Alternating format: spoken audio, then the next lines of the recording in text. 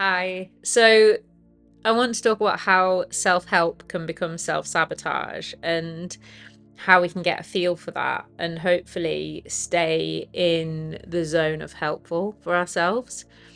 It's really come up out of talking about therapy becoming toxic, but also some conversations I've had recently and recognizing that we can be thinking about living rather than living, and that's a Sadhguru quote.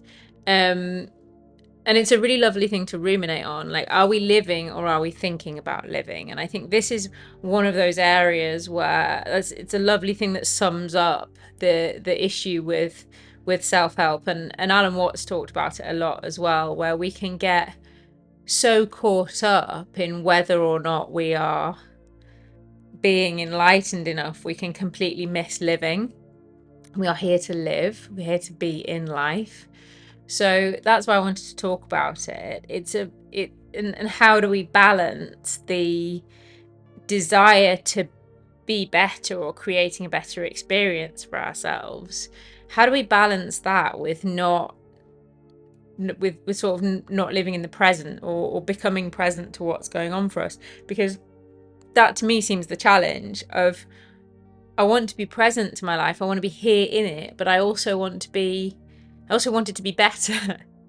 So how do we bring those two things? And to me, they're not, they can both coexist. It doesn't look like it from one perspective, but actually what's available to us is we can be fully in appreciation of what is, and also be simultaneously in desire of another experience. So, and all we need to do to have those two things be concurrent is the acknowledgement of time and the beauty that we get to exist over a period of time. So if we see the current moment and what we're experiencing, if we see that as being a manifestation and a culmination of what's of what we've created for ourselves, but it's always kind of a culmination of past. What we're in is always sort of that. So because we're living in our thinking, we're living in our beliefs, and we've come to those ideas and those beliefs through our experience. So, and I think this is what, when we talk about the power of now, it's recognizing that we're bringing all of that to life in each moment. We're bringing all of it to life in each moment. We're creating for ourselves this experience in each moment, and it's always that bringing it to life. So there's always this potential to be bringing something else. And so how I see it is, if we're not looking at life as problems to be fixed, we're looking at, so say we have issues in a relationship or issues in our finances, if we look at it as being, there is infinite potential, and the only thing that gets in the way of infinite potential is what we're bringing with us each moment, all our stories, all our ideas, all of that. And we also connect to the fact that that is where we're creating our desires from. To me, there then seems space for it all, because we can see that an area that we might be dissatisfied with, when we see that we are bringing all of our ideas into the next moment and into the next moment and into the next moment, we can just drop some of them and just choose not to reinforce in a moment something that might not be helpful to us. Whereas if we go about it in a problem fixing way, well, I believe these things about myself or money or relationships or whatever. If I believe these things about myself, I've got to go in there and somehow change what I think about it, or I've got to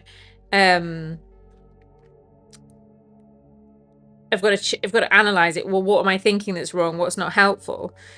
But actually, that to me has never been a helpful place to look or a helpful way to do things. What I've found more helpful is to meet life and to see what gets in the way. So, and it's baby steps. It's like someone offers you something and you say, oh, no, I can't possibly. Like, why what's the thing for me? It's like, oh, well, what's the belief that brought that out, instead of what I would like to be, which is gracefully receive. So I see that I'm not gracefully receiving some little thing that's been given to me. Then for me, it's really fun. It becomes a game. It becomes a play of like, I don't know what all my subconscious is, but I get to see it showing up. And if I'm not focused on trying to fix it, I can connect to what I would like to be in the world and see where I'm getting in the way of that in the moment, in the day to day. So it keeps us away from this idea of trying to fix ourselves, because we surrender to the fact that we don't actually know everything that we're bringing into the world. We don't actually know other than what our experience of it is in the moment. And so then we just get to play. We get to play with just showing up a little bit differently. Like, oh, I wonder if I can just say thanks. That's great. And I've had this with compliments. This is something that I've actually like lived through. My experience has been that I couldn't accept compliments a very long time ago. I couldn't hear if somebody said I looked good or they liked my outfit or whatever. I'd be like, oh, well, yeah, and I would just shut down. The compliment would not get received. It would be shut down. It would be unpleasant for them, because they would be like, well, like, she hasn't heard me. And for me, I couldn't receive it and I wasn't able to hear it. And so, like, that's an area that I've played, and that's an area that now, if I'm very happy for people to tell me that they like what I'm wearing or that they think that I'm a certain thing, I'm like, oh, thank you. I love that that's your experience of me. I would love that be the, I would love everybody to experience me as loving. Now, that's never going to happen.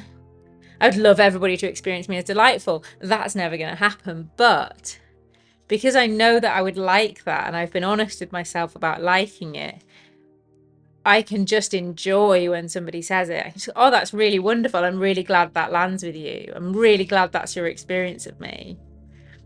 As opposed, I suppose, to having think where self-help goes wrong is where we bring ourselves to the table and start analyzing and nitpicking what we don't like about ourselves, and where we criticize ourselves, thinking that we can feel better or do better. And it's interesting because there can be some very, very spiritual and clever ways to still be criticizing yourself, or still looking for yourself to be a certain way.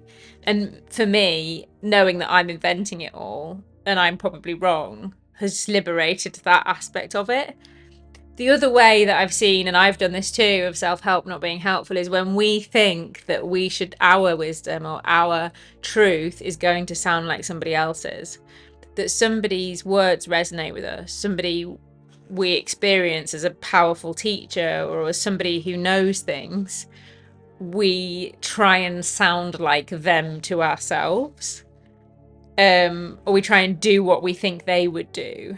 And that's not to say that role models aren't really helpful, but to recognize that actually any mode of self-help or any mode of therapy where you are being disempowered in some way, somebody else is more right than you, somebody else's version of life is more correct than yours, someone else is more enlightened than you.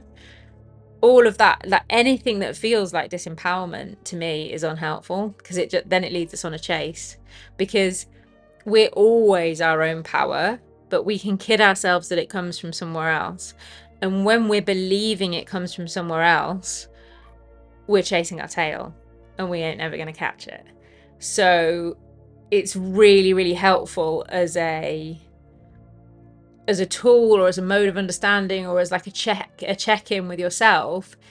Is the thing that you're reading, is the person that you're listening to, do you find it empowering? Because a lot of good teachers will say things that are generally empowering, but are you relating to it in an empowering way? Or do you come away from listening to it feeling more powerful, more playful, more in your own joy, in your own like delicious capacity for being alive? Because that to me is a really good check-in of, is this what is this helpful? Is this leading me to myself? Is this aligning me with myself? Is this helping me to live in life and enjoy it? Or am I getting lost in trying to improve? Because the thing is, our intellectual projection of improving is probably not right anyway. Like, it might have glimpses, but again, it's a two-dimensional projection into the future that isn't actually as juicy as being here in the now anyway.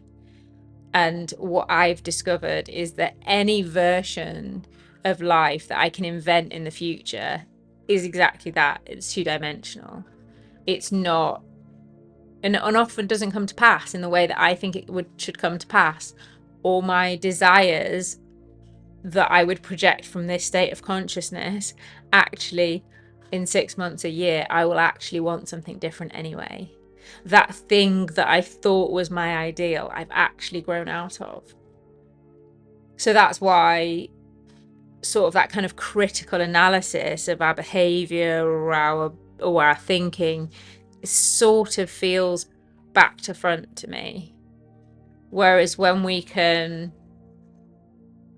surrender but lean in the direction of what, well, I want to, generally speaking, I would like to feel more love. Okay, just lean in the direction of loving more, or receiving more, or creating more. Like, there's all of these areas, and we can just lean in that direction, and it doesn't take us away from being us in the world, and it doesn't devalue our, because one of the things that's really unhelpful is when we have a response to something, but because our mind thinks that response isn't enlightened enough or isn't developed enough, we shut it down, and then we're not getting to live in the world. We're not bringing our full self.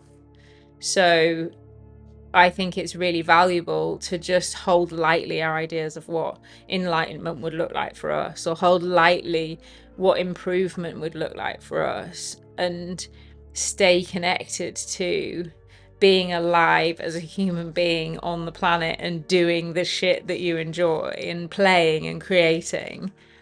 And anything that's taking you in that direction, anything that emphasizes that, to me, is helpful.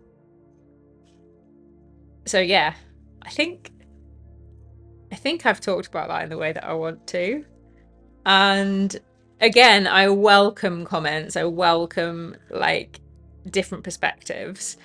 This is just my thought on one particular aspect of how self-help can become self-sabotage, where we can get so caught up in analysing that we're not actually living. So yeah, thanks for watching, and please leave a comment or say hi. I'd love to hear from you.